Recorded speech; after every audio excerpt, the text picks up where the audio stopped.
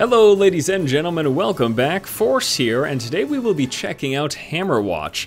This is an old school inspired, pixelated hack and slash action adventure game that's basically, it's a dungeon crawler with all sorts of different difficulties and enhancements you can do, and it also has a fair bit of modding available to it as well. We're going to be doing a single player run through, but I just wanted to show you there is a multiplayer. You can do a local, host a game, browse a game, or join a specific IP address, but we'll just be doing some single player gameplay here, and I'll be playing on the medium difficulty, which is the medium. It's the middle one. It's medium. There's 4 different classes in the game. There's a paladin, wizard, ranger, and warlock. I think I'm going to start off here as the wizard. If I do use up my lives, because there's a set amount of lives in every run through, then I'll try another class, but for now let's just give the wizard a shot. Customization is available, so for example, we can custom the level that we're going to do. I'm going to be playing through the campaign, but there's also this hero defense available, and this is where mods will come in, where you can actually create your own levels to make sort of your own dungeons that you want to play through. You can obviously, again, also customize the difficulty, but then for modifiers, all sorts of different things available. You can make it so that there's no extra lives, which basically means if you die once, that's it. You start off with 2 extra lives, so you basically get 3 lives, because you got 1 death and then 2 do-overs, basically. Have it so that you only have 1 HP, so that if you get hit, you lose. For multiplayer, you can do a shared HP pool, no HP pickups, no mana regeneration, reverse HP regeneration, and then you can also make the game easier with infinite lives, HP regen, and double damage. I'd just like to do a normal playthrough, though, so let's go ahead and get things started. Now, I've done several runs already. It's been the same layout every single time, so it looks like the levels are the same, nothing like procedural generation or anything like that. The different classes have different attacks, as you expect, and different special abilities. Each time you start off with your basic attack and then 1 special ability. Now, the special ability here for the wizard is this little sort of this little cone that I can fire, this flame cone, which is actually pretty awesome. But yeah, every single one of the classes has different attacks, as again you would expect. And then what will happen is, as you play through the game and get further and further in the dungeon, you can pick up special abilities for your character, both active and passive, which is rather neat. Now, my wizard's basic attack I actually really like. It's a short range attack. It only goes so far before it just explodes, but it's also an AoE attack. And let me try to think. The warlock has a basic sword attack, and then his special ability is a range like chain lightning.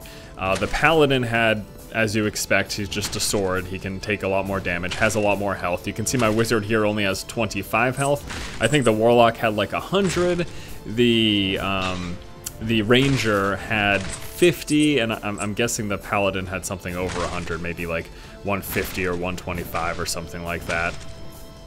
And yeah, it's a dungeon crawler, so I'm moving my way through the dungeon. I'm just moving around. It is controller support. I'm actually playing on the Xbox 360 controller, just plugged into my PC here.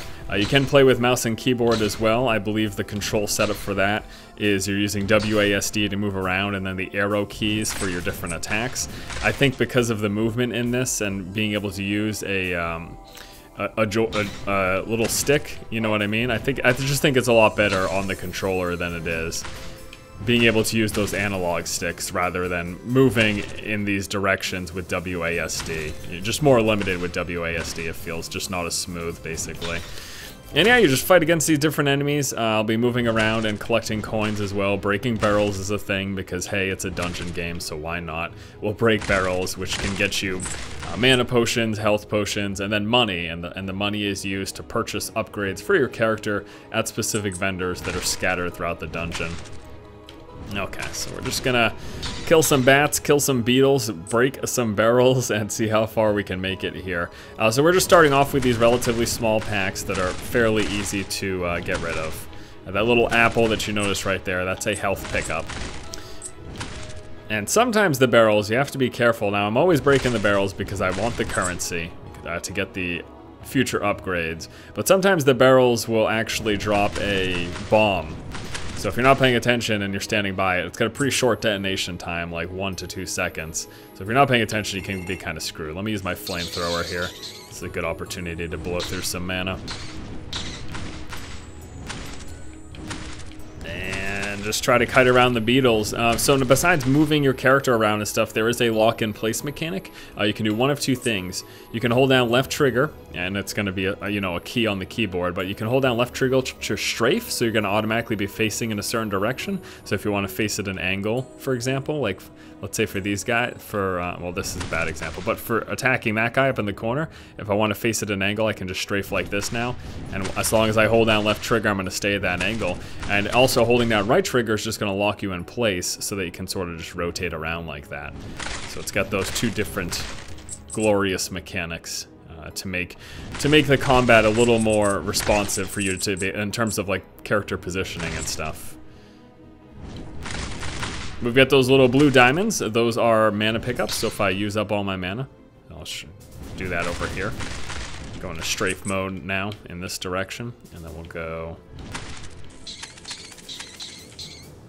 Just use up my mana here. And then we go back over here. Now mana will recharge slowly over time. You're gonna notice about 1 to 2 recharge per second, but I can go over here and just quickly refill that with those little mana diamonds or whatever we'd like to call those.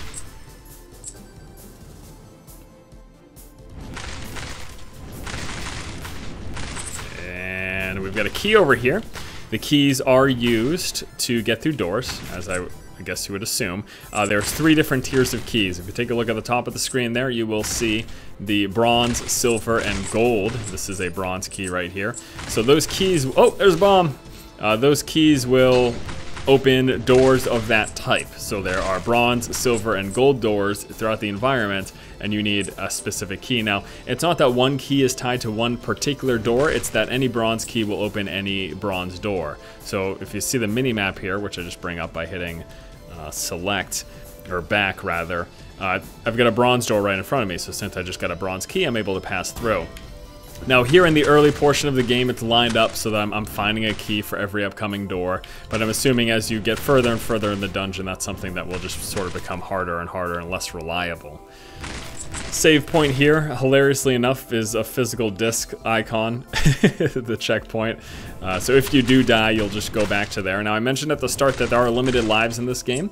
So if you take a look at the top next to the keys, you've got those that little icon that looks like an ankh. That is the number of lives I have left. So if I die once, that goes down to 1. If I die again, that goes down to 0. And then if I die that last time, that's it. Game over, and you start from the beginning. So that's where I think that this game can get really interesting, seeing sort of how far you can get. As you assume, as you progress through the game, it's going to get progressively more difficult, and you're just dealing with a lot more enemies. They're a lot more imposing, a lot faster. I'm not really having to deal with damage here because I'm playing as a ranged character. Now, it can still certainly happen. It's not like a ranged character is not going to die. It can certainly happen, but when you're playing as a melee character, what happens is you just need to stand in a certain position and make sure that there's basically like a short wind-up before a character attacks. It's a brief amount of time where they'll be right in front of you where you have time to hit them before they actually physically attack you. And I'm out of mana now, so I can just rely on this ranged. So the game definitely starts off pretty basic. This is undoubtedly a game that I think feels so weird saying this, but it's a game that's more fun with friends. All games are more fun with friends, but this definitely seems a game that's designed around playing with people. Now, there were multiplayer options, but again, whenever I do these videos, the major concern is always people disconnecting and then sort of just ruining the playthrough experience. So I just wanted to sort of show you what this is about, but if you have some friends that you think would like to sort of go through a type of game like this, I think that would be ideal. It just feels, the pacing feels like it's a little too slow to play by yourself. It just feels like I'm moving a little too slow through the world. Not only just in this video, but when I was playing earlier by myself as well, I got the same impression. So at least the main campaign appears to be the case that it's designed for multiple people. Now, I guess a way to counteract that could be you could just play it on easy difficulty, and that way you would kill things faster, you'd breeze through the level a little bit quicker, you know. So that, I guess that could be a way to deal with that. Movement speed is pretty static. There's no sprint or anything. I unlocked a special ability in my last playthrough of the game that allowed me to, whenever I chained kills together, when I got like over 10 kills, it increased my speed and I believe my attack speed. My movement speed and attack speed, I believe, for a set duration. So there is something like that. But just generally moving around the environment, there's no sprint. I feel like this game could use something like that because the environments, the characters are so relatively slow moving, especially when you're moving through. It'd be, I guess what I'm trying to say is it'd be cool if there was like a stamina bar and you could sprint for short distances, but there isn't, and I just have this basic movement speed, and that's basically all it boils down to. And I actually took a few hits there. I'm pretty low, so I need to find some. We've got some HP regen up here, so let's grab those. Couple apples, and we did also pick up a key. I'm not sure if I want to use it just in that one room over there, but I guess I could. Let me see what's in here. If this is worth wasting a key for. Oh, I got a gold coin over there. Okay, so I've got 508 gold right now. Let's open this up. I've collected those gold coins before, but I'm actually not positive what they do, so let me check here. Well, I have no idea. I have that gold coin, and I honestly have no idea what it does. I don't see it represented anywhere. And the options are just basic options. There's nothing that tells me. There's no like inventory or anything along those lines. So yeah, there's no equipment in this game. You do just purchase upgrades at vendors, and like I mentioned, there'll be vendors scattered throughout the dungeon. We haven't encountered one yet, but I think I'm doing all right, so we should get far enough so that I'll be able to show you at least that first vendor that I came across in my last playthrough. But I might do a follow-up video. I might try to find someone who's playing this game, maybe another YouTuber even, and try to just do a multiplayer just to show you what that's like with other people. The pacing, like I said, will just assumedly be quicker because you'll be killing things faster. No, come on. There you go. But with that said, you know, although there's a few things that I think this game could use, like, you know, a sprint, I think a sprint key would go a long way. This is a pretty cool little title. It is a pretty cool little title. It's only, you know, a couple bucks, $9.99 fully priced. There is actually a promotion going on Steam right now until the 19th. So it's going on for a little bit. And you can get this game for 10% off, which drops it down to $8.99. It's also one of those games that, you know, again, being designed to be played with multiple people, they have a bundle where you can purchase a bunch of the games at a little bit of a discount for you and your friends. So you could do that as well. If you got an extra, like, I think it's like 45 or 50 bucks, you can buy 4 copies of the game and play with your friends. Oh, come on. And again, the other very cool thing about this is, you know, it's got interesting, although very basic, interesting mechanics. It's a cute little art style, again, retro inspired. I know I've actually remember reading on a couple of my recent checkout videos looking at other indie games. People are like, I'm really tired of the retro games. The good thing is that they can be made by a smaller team. In fact, when I was looking up this game, I couldn't find a name of the development studio. I went to the website and it was developed by 2 guys, and I guess they don't even have a studio name, or at least it wasn't broadcast anywhere. I looked the game up in basically the encyclopedia that is Giant Bomb, and then even on the Steam page there was a publisher but no developer name. So it's just 2 guys, and that's the thing with these retro games, that you can get a fun little experience for a cheap price that a studio of 2 people can actually develop in a reasonable amount of time, something that doesn't take 10 years, you know what I mean?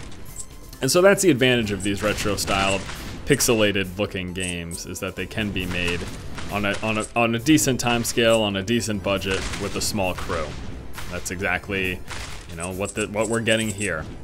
And the modding tools are exciting because we could see some people making some just crazy difficult dungeons and things of that nature. Just blowing up stuff here. I don't quite remember where that vendor was, but I know that we're close because I knew it wasn't much further beyond this point that I encountered the vendor. So we should be getting near her. I'll get my special cool ability there. There's a little wizard orb. Yeah, alright, so we do have a key, so we can make it through this door over here. Let's kill all these bats and larvae, or whatever the heck these things are. They're gross, I know that much. No! These things are actually kind of annoying. Having so little health here. Kind of frightening, to be honest with you. Okay, get our monies. Blow up here, blow up there. Come on, I got you. AoE for the win.